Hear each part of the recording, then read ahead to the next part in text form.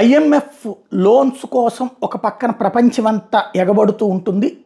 International monetary fund అన్నటువంటిది. కానీ IMF అయినా వరల్డ్ బ్యాంక్ లోన్లతోనైనా వచ్చే ఒక చిక్కు ఏంటంటే అప్పిస్తారు. ఆ అప్పుకి సంబంధించిన ఆదాయ వనరులకి గ్యారంటీ అడుగుతారు. అది వెంటనే డబ్బులు రావు కదా, వెంటనే వీళ్ళ డబ్బులు తీర్చడానికి అవసరమైనటువంటి సలహాలు వాళ్ళే ఇస్తారు. లైక్ అది కమర్షియల్ వైబిలిటీ సలహాలు ఇస్తారు. అది సహజంగా ప్రజల మీద భారం పడుతుంది. లైక్ కరెంటు ఛార్జీలు పెంచమనినో, లేకపోతే కనుక టోళ్ళు వసూలు చేయమనో, లేకపోతే ఇంకొకటో ప్రజల నుండి ఎలా వసూలు చేయాలో చెప్తుంటారు. దానివల్లనే అనేకదే చోట్ల ప్రభుత్వాలు మారిపోతూ ఉంటుంటాయి. ప్రపంచ బ్యాంక్ షరతులకి, ఐఎంఎఫ్ షరతులకి లొంగి లోన్లు తీసుకుంటే పని జరుగుతుంది, డెవలప్మెంట్ జరుగుతుంది.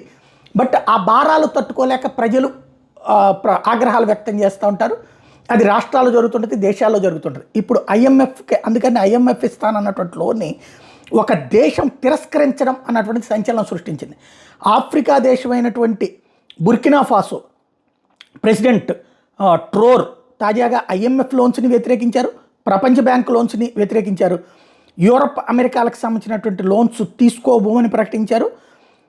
మేము మా ఆర్థిక వ్యవస్థని డెవలప్ చేసుకుంటాం, మేము ఎవరికి ఆర్థిక బానిసలు కాబోము అని ప్రకటించారు.